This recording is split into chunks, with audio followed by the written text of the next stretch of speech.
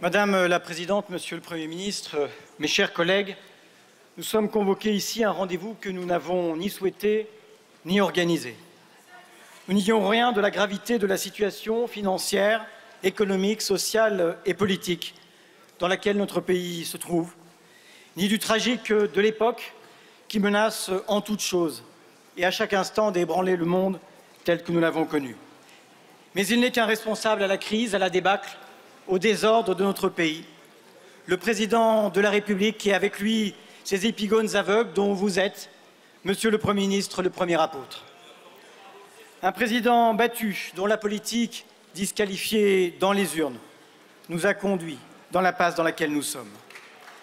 La responsabilité politique, c'est l'obligation morale et publique des dirigeants de rendre les comptes sur leurs actes. Vous aimez la vérité? La voici. Emmanuel Macron n'a cessé d'abîmer le pays, d'appauvrir les pauvres, d'enrichir les riches, de tourner le dos à l'avenir qui n'est plus que la somme de ces petites lâchetés, de ces grands renoncements, sacrifiant l'école, l'hôpital, l'écologie, notre souveraineté. Vous nous demandez de partager avec vous le constat de la situation financière du pays. Je vous confirme le bilan accablant du macronisme en la matière. En 2017, le déficit était en dessous des 3%. Il est à plus de 5,2% aujourd'hui. La protection sociale était excédentaire. La voici déficitaire et la dette a augmenté de 1 000 milliards. La vie est curieusement faite. 40 ans à dénoncer la dette et à peine 8 ans à la creuser comme jamais.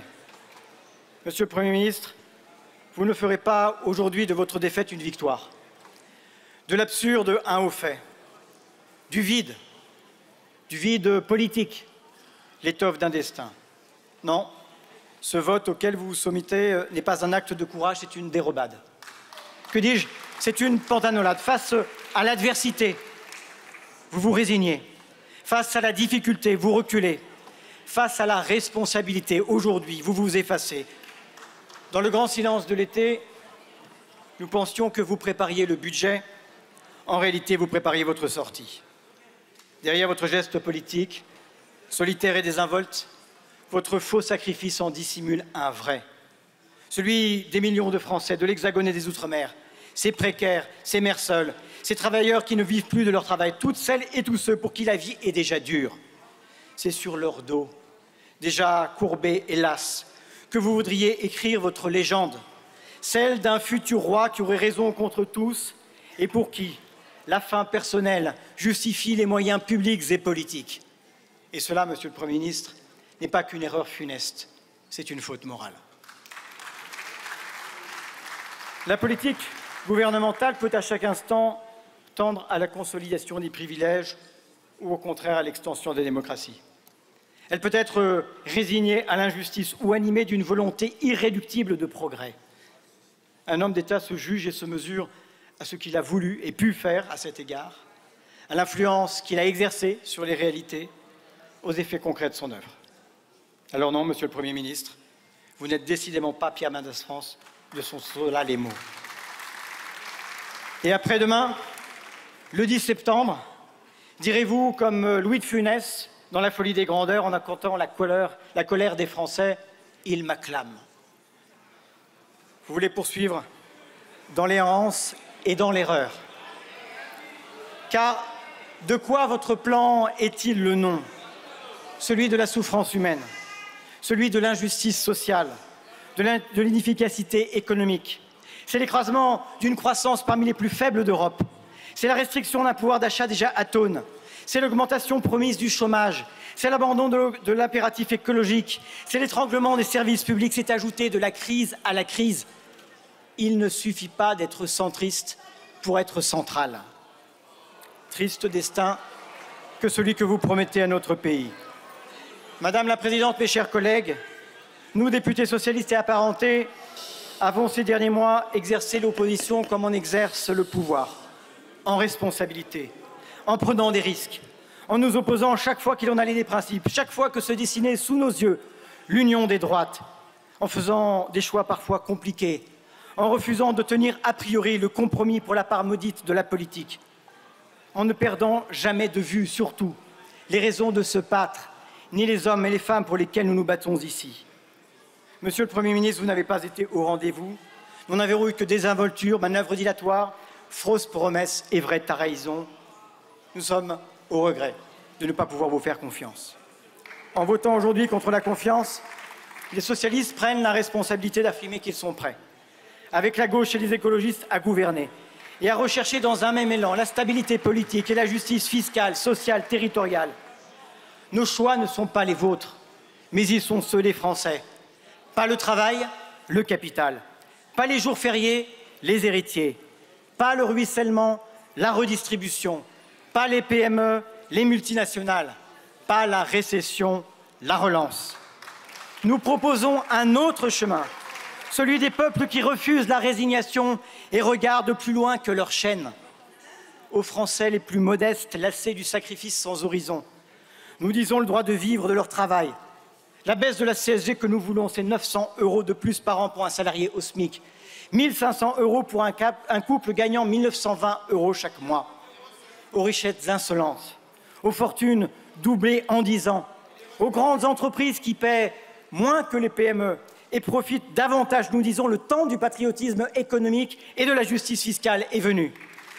À la France, patrie du courage heureux qui doute de son destin, nous disons l'élan plutôt que le déclin.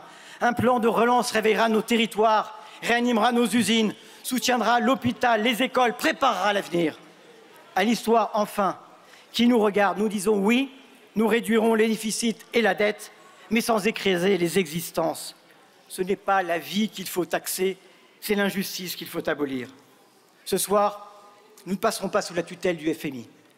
Les cartes vitales ne cesseront pas de fonctionner et la politique ne sera pas projetée hors de son orbite. C'est un nouvel horizon qui s'ouvre pour la gauche et pour le pays. À ceux qui nous font reproche de vouloir exercer le pouvoir et pensent que gouverner, c'est trahir, je réponds: exercer les responsabilités, c'est être fidèle au contrat qui nous lie, aux électeurs qui espèrent de la gauche un changement dans leur vie, aux classes populaires qui ont conscience de leurs intérêts, qui ne peuvent se payer le luxe d'attendre l'hypothétique délivrance d'une nouvelle élection, qui préfèrent l'action même imparfaite au verbe s'il est impuissant et qui savent qu'un pas en avant vaut plus que 1000 programmes. À ceux qui nous disent « il n'y a pas de majorité », je dis qu'il en existe une dans le pays.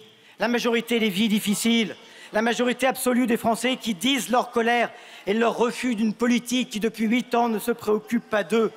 Je dis qu'il en existe ici la majorité des députés élus dans l'élan de Front républicain, tenus à une seule exigence et une seule promesse, ne rien céder à l'extrême droite.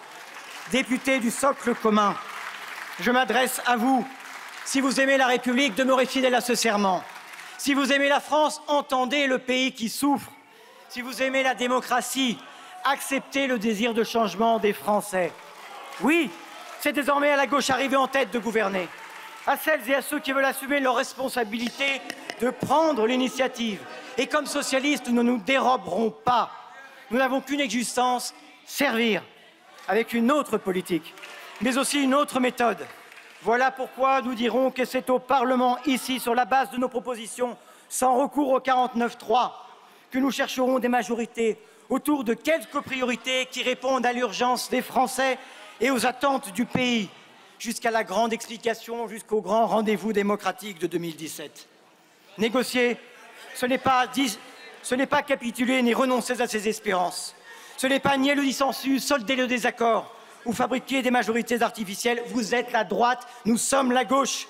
Mais c'est un acte de confiance dans la démocratie parlementaire et dans les forces républicaines qui peuplent notre Assemblée et qui peuvent se retrouver dès demain.